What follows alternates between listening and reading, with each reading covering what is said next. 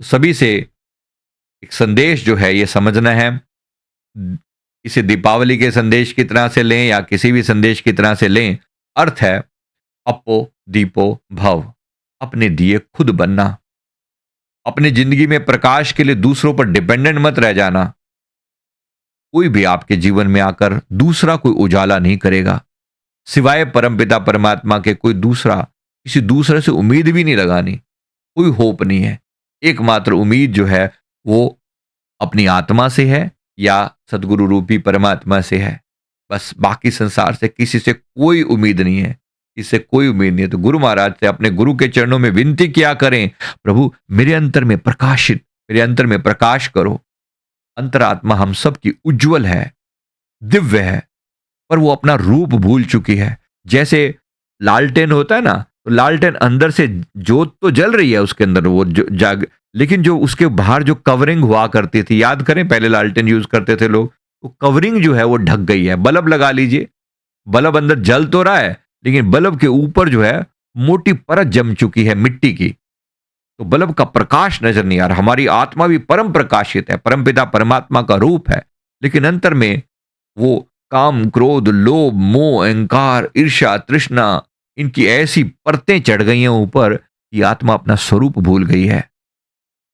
ये सब त्योहार जो है हमें याद दिलाने के लिए आते हैं कि भीतर का दिया जलाओ, भीतर का दिया जलाओ, प्रज्वलित करो अपने आप को, अपने भीतर के उस दिए को प्रज्वलित करो।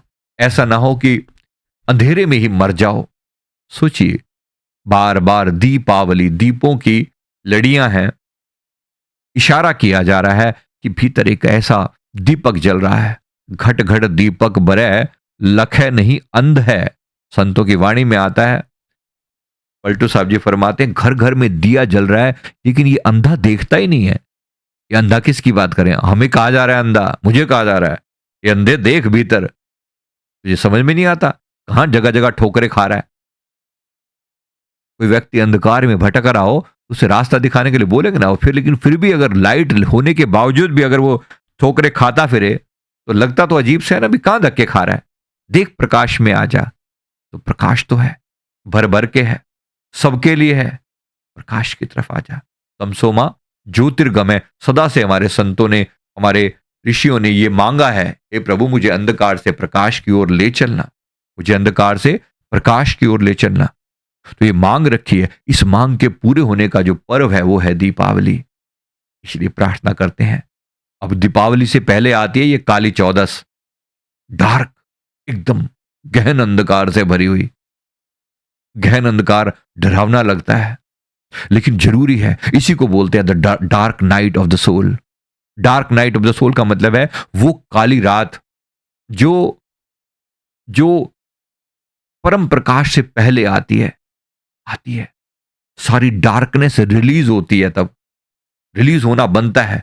इसीलिए इस दिन के जो जो देवी हैं मां काली के रूप में, लेकिन हमने उनको भी मां रूप ही कहा। हमने कहा कि वो काली हैं, लेकिन मातृ स्वरूपा है और शक्ति स्वरूपा है। वो सभी काल का विनाश करने वाली हैं। उनका बीज मंत्र क्लीम है, क्लीम।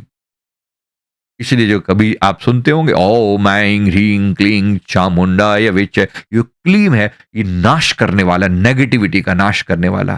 तो जरा ध्यान रखेंगे, काली चौदस विशेष रूप से इसीलिए मनाई जाती है, वो काल का नाश हो सके, नेगेटिविटी का नाश हो सके। तो इस दिन यम का, इसे नरक चतुर्दशी भी कहा जाता है, तो यम का दिया जलाया जाता है। यम का दिया चार चौमुखी दिया होता है, उसके चार मुंह होते हैं। कभी कभी लोग चार चौमुखी दीवा ना मिले तो चार दिए जला लेते हैं, वैसे अलग अलग चार दिए जला लेते हैं। चौमुखी दिया यम का दिया कहा जाता है। इंपॉर्टेंट है, क्योंकि यमलोक तक पहुंचने के चार द्वार हैं, ऐसा कहा जाता है। पता नहीं हम किस द्वार से पहुंचे, हर द्वार पर प्रकाश करना, इसका अर्थ ये होता है।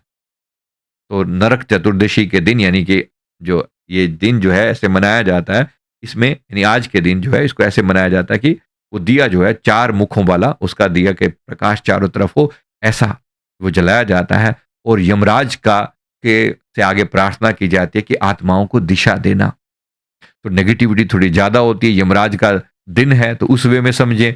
नरक चतुर्दशी के रूप में मनाया जाता है। भगवान श्री कृष्ण ने नरकासुर का वध करके 16,108 रानियों को मुक्त कराया था, उनके उन लड़कियों को उन्होंने कैद करके रखा था, उनको मुक्त कराया था। बाद में जब उन्होंने कहा कि हमें संसार में कोई शरण नहीं मिलेगी, तो आप कृपा करना, तो भगवान ने उनको अपने चरणों में शरण दी। बात समझाने का अर्थ है, नरकासुर का वध किया, तो नरक चतुर्दशी के नाम से भी इसे मनाया जाता है। तो पता हो कि हम क्यों मना रहे हैं, क्या कर रहे हैं। एक और चीज होती है, अभ्यंग स्नान बोलते हैं। अभ्यंग स्नान का मतलब है तेल से अपने शरीर को स्नान किया जाता है। तेल प्रतीक है, एक तो तेल प्रतीक है शुद्धिकरण का, तो वो भी प्रतीक है। तो अभ्यंग स्नान किया जाता है। कोशिश करें अभ्यंग स्नान करने की, क्योंकि सनातन की परंपराएं हैं, और परंपराएं ऐसी झूठी नहीं है, सब चीज का एक अर्थ है। बस भूल गए हैं, ये अलग बात है।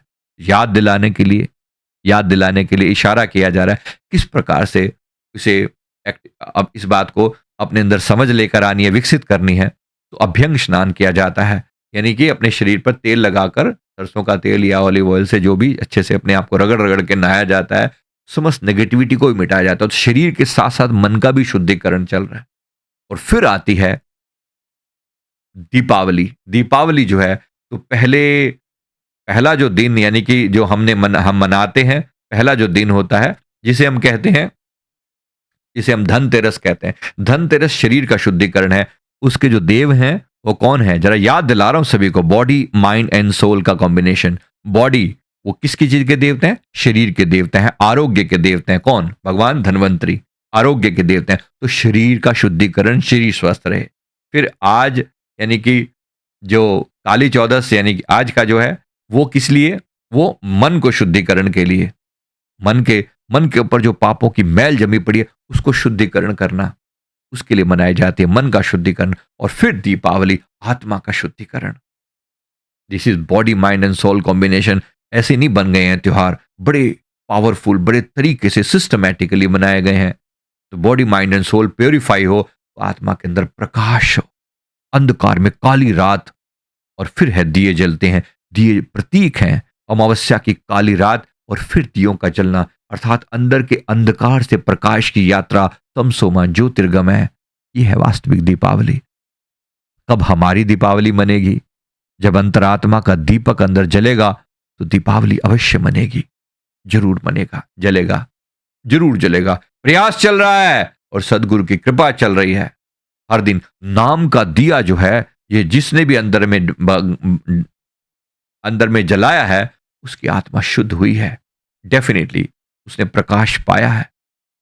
वो, हम प्रार्थना हमेशा से यही करते रहे हैं कि अंदर का जो अंधकार है वो मिट जाए और प्रकाशित हो जाए। दीपक 12 नाम का, महल भया उजियार, महल भया उजियार, ये आत्मा का श्रृंगार हो रहा है। दीपक 12 नाम का, तो परमात्मा के नाम का दिया हमेशा जलाते रहें, बार बार जलाएं, बार बार। यम का दिया जलाना भी परंपरा है बाहरी रूप से ना, लेकिन भीतरी रूप से अंतरात्मा का दिया जल जाए, शुद्धिकरण हो जाए। जो कालिख पड़ी हुई है, घर की सफाई की जाती है ना, वो घर की सफाई के पीछे भी यही उद्देश्य है कि इस घर की भी, घट की भी सफाई हो। खोपड़ी को घट बोला जाता है। घट माने मटके का उल्टा हिस्सा, निचला हिस्सा, वो घट बोलते हैं। तो उस घट की सफाई होनी चाहिए, घट की सफाई होनी चाहिए, तो अंतर में ज्योत जगेगी। प्रार्थना करते हैं हमारे अंदर भी वो ज्योत जगे, दया करना, हम पर भी कृपा करना, हमारे अंदर भी ज्योत जग सके। ये प्रार्थना हम अपने सदगुरुदेव भगवान के श्री चरणों में करते हैं, सबके अंदर ज्योत जल सके। और वास्तव में भारत ने विश्व गुरु बनना है, कि उसी की सारे स्टेप्स वहां लेकर जाया जाए। एक नया सूर्य भारत के रूप में उदय होगा संसार के अंदर, जो अब तक डिमिनिश था, जिसकी ज्योति जो है अभी तक मंद पड़ी हुई थी, वहां पर वो सूर्य जगमगाएगा। यानी हम सब की कलेक्टिव कॉन्शियसनेस का नाम ही तो भारत है। हम सबकी कलेक्टिव कॉन्शियसनेस का नाम ही तो भारत है। तो भूल नहीं जाना इस बात को। जब आप भारत का सूर्य जगमगाएगा, तो हम अंधेरे में रह जाएंगे क्या? हमने सदा सदा संसार को प्रकाश दिया है, पर हम खुद अंधकार में ना हो, हम भी प्रकाश में आएंगे, और हम सबकी कलेक्टिव कॉन्शियसनेस का उदय होगा भारत के रूप में। इसी का नाम है जिसे विश्व गुरु कहा जा रहा है। लेकिन विश्व गुरु के साथ साथ हमें अपनी आत्म गुरु बनना पड़ेगा।